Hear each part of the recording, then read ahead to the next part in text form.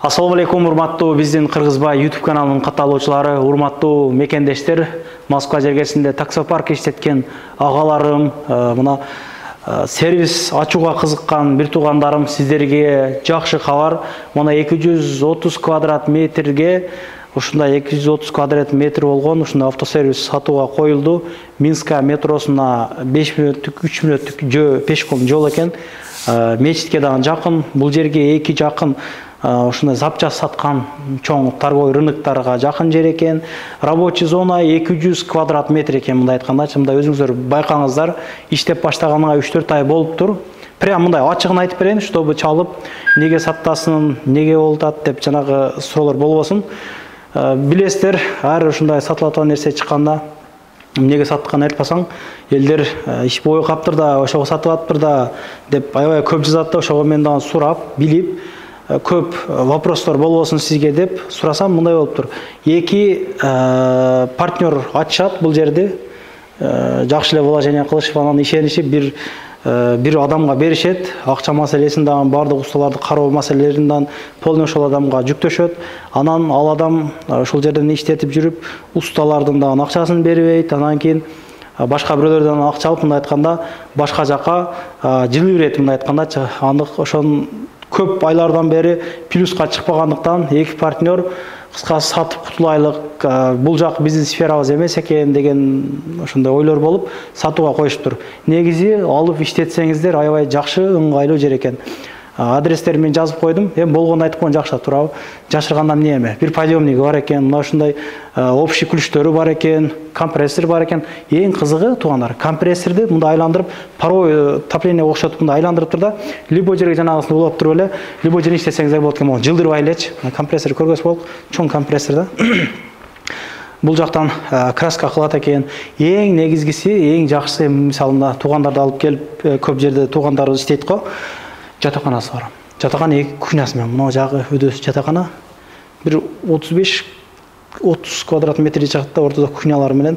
Аны азыр видеону жүрүшүндө көргөзөмүн. Магазин ачабыз деп полкалар даярдап коюшкан экен. Бул ангар, байкап атасыздарбы, ангар. Жазда салкын болот, кышта печке койсоңуздар жылуу болот. Мындай айткандачы. Биринчи 3-4 айлыгыны дейт, мына ангарлардан ашкан, жанагы жетишпей калган машиналарды бизге жөнөтүп эле, ошондон эле нормально эле киреше кылдык дейт да. Алардан азыр агамдан сурап билемин. Видеонун артынан сиздерге маалымат берет. Ассаламу алейкум. Алейкум. Иштериңиз жакшыбы? Аллага шүгүр. Айтылгандай эле да. Биринчи айда канча түштү? Канча күн иштедиңиздер? Биринчи айда майда ачылганбыз. 10-майдан кийин жумуш башталды. 20 күн. Май ичи где-то бир 780-800 миң выручка болду, грязный. Андан 250 миң арендабыз бар, 125 миң депозит экиге бөлүп, депозитовый сумманы экиге бөлүп, 250 жарымы 125 миңден 2 ай төлөдүк, май, июнь. Ошондо 800 миң сода болгондо грязный, 100-120 миңи краска, расходниктерге чыгып кетти. Расходко чыкканда бизге калганы где-то 680-700 миң акча калды. Анын жарымы усталардыкы, жарымы биздики болду. Ошондо биз өзүбүздүн жаныбыз 700 миң калганда дагы өзүбүздүн жаныбыздан 20-30 миң кошуп 375 миң акчаны бердик. Экинчи айда июнда 1 миллион 100 миң болду грязный. Андан ошол эле вариант 375 миңин немеге бердик, арендага, депозитти жаптык ошону менен. Усталар жарымын алды, и да 100-150 миңдей расходубуз бар, расходный сумма, краска, праска, там, лак, наждачный бумагалар, болгарканын таштары, ошого окшогон немелерибиз бар. Суу, мусор, свет. Арендасы канча? Арендасы 250 миң азыр. На данный момент 250 миң аренда. Плюс буга бочка алып келип койгонбуз, Еврокуб. Сууну алып келип өздөрү төктүрүп, өздөрү балдар келип төгүп, толтуруп неметип берип кетишет. 1000 сом. Ажатканалар кандай? Ажаткана сыртта. Жана көктөмбү? Ооба, биотуалеттер. Ошо анан бул жакты көргөзөлүк. Эми бардыгы түшүнүктүү эле болот деп ойлоймун. 250 миң жанагы арендасы, полный ошонун бардыгы да. Анан эң жакшы жери эртең менги 9-дан кечки 10-га чейин могу жерде шлагбауны бар экен, шлагбауна. Бар ата. Бар атасы бар экен. 8-де ачылат, кечкурун 10-да жабылат. Мына график менен иштегенге жакшы экен да, анан бирөө жарым келип текшерүү кандай? Текшерүү келбейт бу жерде. Эми каканыз, бул жагында эле ошол бул жакта жашап ал жак тартпайбыз. Бирек кийимдер бар экен. Мына ушундай кыскасы туугандар, краскага аябай жакшы экен. Жанагы не дедиңиз эле? Компрессор, компрессор жанагысын могу жерге сап кеп коюптур. Эми туугандар ушудан улап иштеткенге болот экен да. Бул жакта атайын покрасочный камера кылып растаган элек до конца бүтпөй калды. Evet. Майерге вытяжкаларын коюш керек. Вытяжканын немелери бар.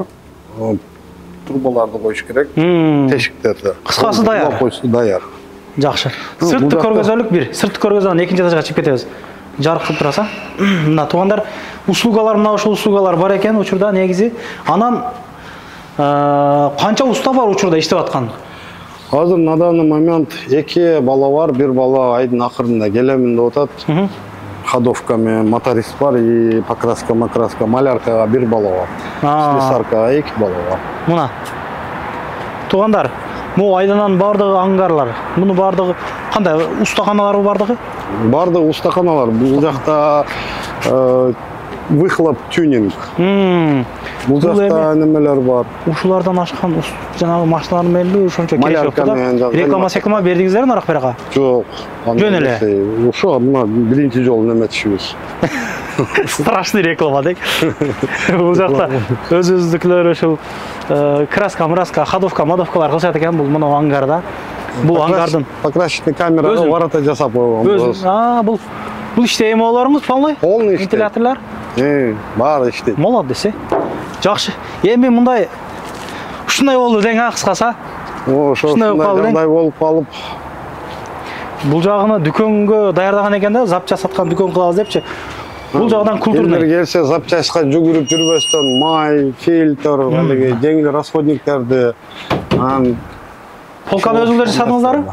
Баарын өзүбүз жасап койгонбуз. Краскалап, полкаларды дайындап.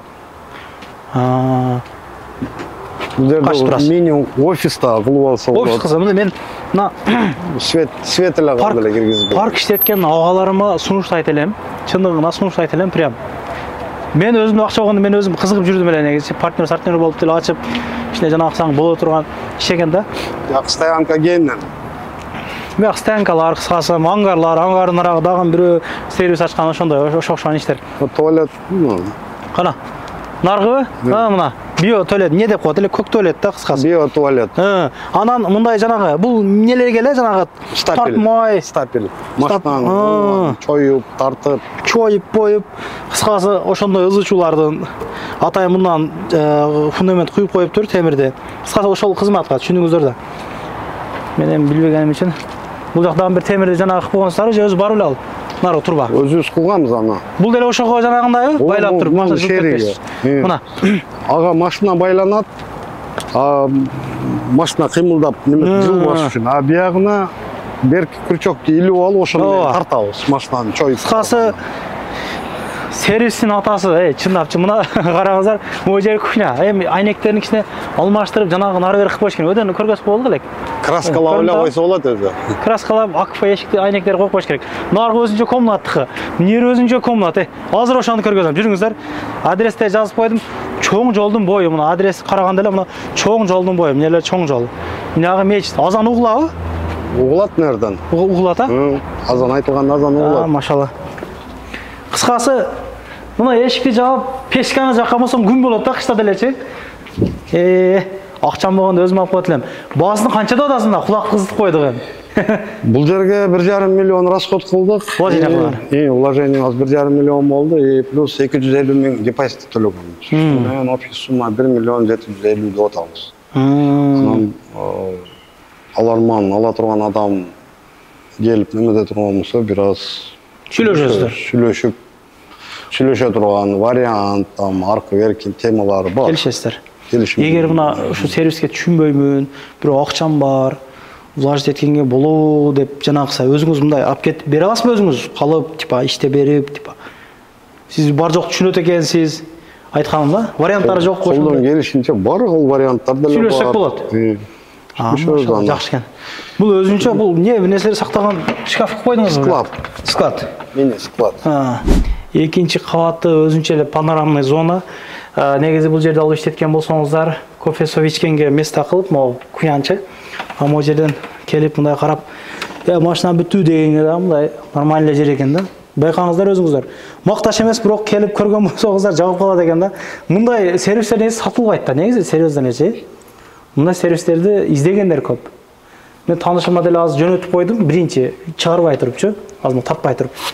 Ал деле көрсө керек.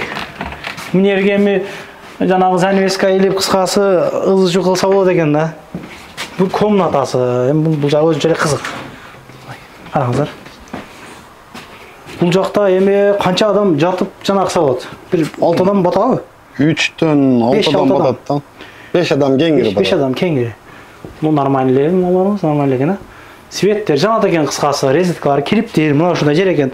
Бул жери жатып учурда аз иштеп атыптыр да. Мына айнеги жана ачып жаап жана аласыздар. Мен эми наргы күйняларынан көргөзүп коем бир жолу. Өзүнчө тепкичтери да өзүнчө культурный. Зор экен. Бул жака жана айтып өткөндөй эле күтүү залы кылса болот. Негизи менин оюмчачы, күтүү залы кылса болот. Могу жерге телевизор же могу жерге отура турган кылып, иштегендерге өзүнчө эмнерге духовка коюп, бир нерсе кылса болот да. Кыскасы ошондой нерсе кылса болот. Анан биринчи этажына парк иштеткендер запча саткан жерде отурса деле боло берет.